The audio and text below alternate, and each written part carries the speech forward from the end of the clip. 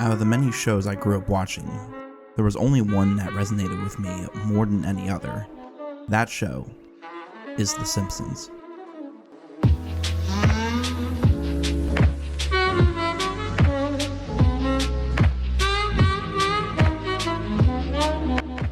Since as far back as I can remember, I've always been hooked on the show. As a kid, my room would act as a shrine to the animated Family of Five with countless posters, t-shirts, comics, video games, board games, DVDs, and even a Homer Simpson Chia pet. I would spend every day of my summer vacation in my room listening to the audio commentary for every episode on DVD just to get a better understanding of the show that I love so much. The many stories behind the creators' motivations were all just something so vital for me to getting a better understanding of production, animation, and writing. And through those countless hours of insights and stories, one name would always pop up. Producer James L. Brooks, someone who, according to many on the staff of The Simpsons, was the key to the show's success and longevity. Brooks, while not as close to the production as show creator Matt Groening and head writer Sam Simon, pushed the writers for something that has always made the show stand out in a significant way: heart. While Simon always pushed for humor and stories that leaned towards the surreal, Brooks would be the one to push for stories that would highlight the family's relationship with one another and even have a focus on character to balance the zaniness of the show with empathy and introspection. It was important to Brooks and the rest of the creative team that everything, despite being in an animated format where anything could happen, needed to feel real. The Simpsons became a cultural landmark because it spoke to so many people from all kinds of different backgrounds who related to the characters that, on the surface, didn't need to look or sound like them. Let me put it this way, you don't need to be a 10-year-old boy to relate to Bart's rebellious nature that masks a far more sensitive side, or much like how you don't need to be a middle-aged, overweight buffoon to relate to Homer's troubled childhood and his undying loyalty to family. And with such a large cast of characters, everyone had at least one character that they related to the most. I mean, I know I certainly have mine. Today, part 4 of our series of the agonizing pain in which I live every day. It's that relatability that makes the world of The Simpsons just feel so real to so many. And for many fans, it's the middle Simpson child, Lisa, that they gravitated to the most. Characterized by her intellect and compassionate nature, Lisa is someone who has found her place narratively as the heart of the show.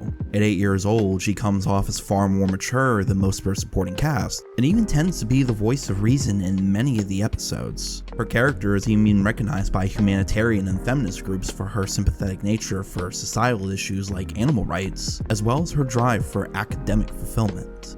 And it's certainly not bad for a character that Groening simply created to be the middle child who was just as chaotic and rambunctious as her sibling counterpart, Bart. Her activism and sensitive personality were not fully realized until Brooks and voice actress Yardley Smith pushed for more characterization that formed Lisa into who she is today. But what is it about Lisa that makes her so captivating to so many people? If you ask some far more critical viewers, Lisa is considered a know-it-all, a nuisance, bratty, and insufferable, even coming up in numerous polls and ranking lists for the most annoying characters in television. Her name even came up recently when Senator Ted Cruz called the Democratic Party the Lisa Simpson Party. I think the Democrats are the party of Lisa Simpson, and Republicans are happily the party of Homer and Bart and Maggie and Marge. I feel, though, that many people who loathe the character of Lisa only see her as this image of preachiness and virtue signaling, a simple mouthpiece used to preach more left-wing politics and ideologies. But I feel if you take a closer look, just about anyone can recognize themselves in the character far more than they realize. I'm always left fascinated with how the writers of The Simpsons have chosen to explore the character of Lisa. They took this character who could have easily been written as precocious or one note, and instead developed her into someone with far more depth and likability. But how did they do this? How did they answer the question of who is Lisa Simpson? Battling bouts of depression and loneliness throughout the show, Lisa is always in a state of trying to find where she belongs in the world. Because of her environment, her journey of discovery is made far more difficult and frustrating. Part of that frustration comes from the feeling of complete and utter isolation. Her interests in academia and societal issues are usually met with indifference and are ignored for the mundane and simple pleasures of Springfield, making it hard for Lisa to find common ground with those around her and to build that connection. And anyone who has gone through something like this themselves know it can be quite disheartening and lead to this sense of melancholy and nihilism. And to endure that at 8 years old would take a toll on just about anyone. But thankfully, Lisa benefits from a close circle of mentors and heroes who have all had a hand in building her up and shaping her approach to these emotions. Jazz musician Bleeding Gums Murphy teaches her the value of expressing herself through art, or specifically jazz music, and to understand that it's okay to be sad and sometimes those emotions just need to be felt. I'm the saddest kid in grade number 2. While her substitute Mr. Bergstrom gives her the courage to be proud of her intellect and drive, as others mock her for it. The iconic moment where he gives her the note simply stating, "You are Lisa Simpson," is a powerful moment, and one that never fails to make me tear up, because it feels like the first time Lisa has ever been told something like this. Watch this, Lisa. You can actually pinpoint the second when his heart rips in half. And it's something that she really does take to heart.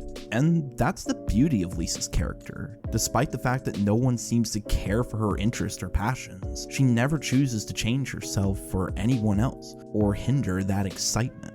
With the exception of a few episodes where she feels embarrassed and shame, Lisa is proud of her interests and never tries to hide them. And even when she does, she learns that even if it means being ostracized by others, being Lisa Simpson always beats out being anyone else. You can marry a carrot, Lisa.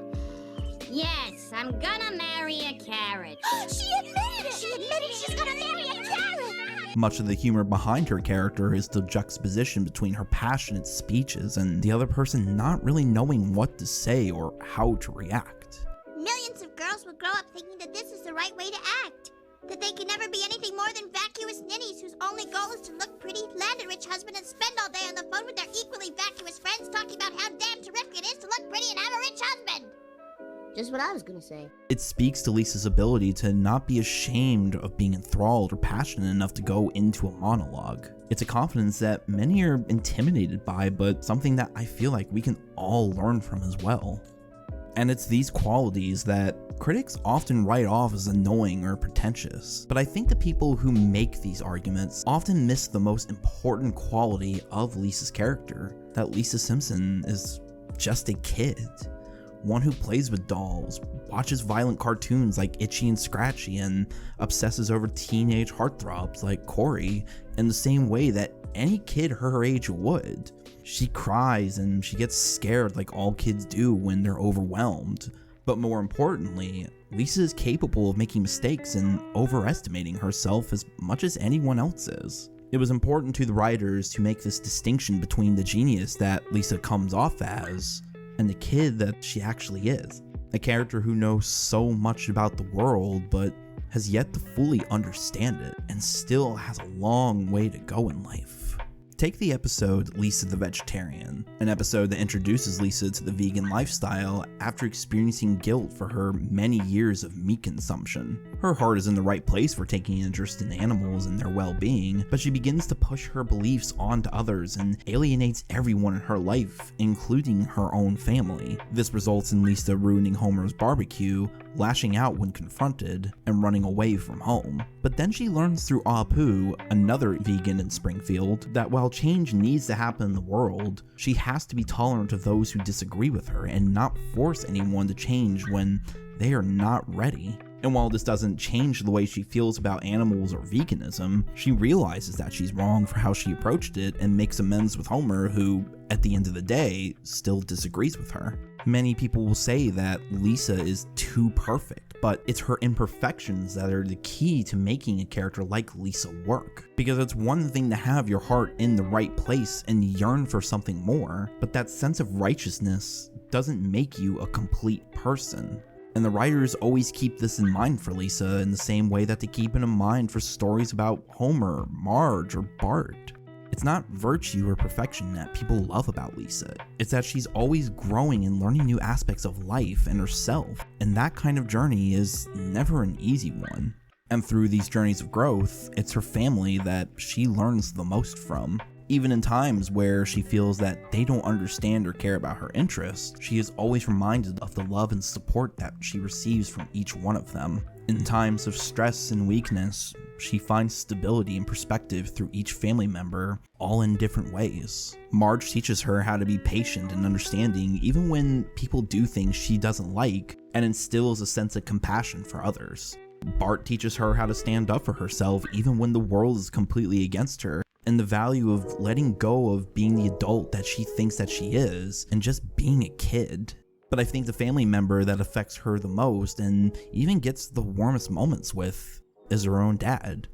Homer, while seen as a disappointing male role model to many, belongs in the heart of Lisa. She sees him as the caring father that shows undying loyalty and love, even when he's too oblivious to show it, while he is always the first and last person to cheer her on through anything. The moments of connection that they share are the warmest, and even if they fight and disagree, like most parents and kids do, they always find their way back to each other. He not only teaches her the value of taking chances, even if it does end badly, but he passes on this sense of loyalty and pure love that Lisa admires so deeply. It's these aspects of confidence, tenderness, imperfection, and loyalty that make Lisa into such a well-rounded character that I feel so many are quick to overlook. The writers took a character that had the bare trait of middle child and developed her into someone that just about anyone can relate to and also strive to be.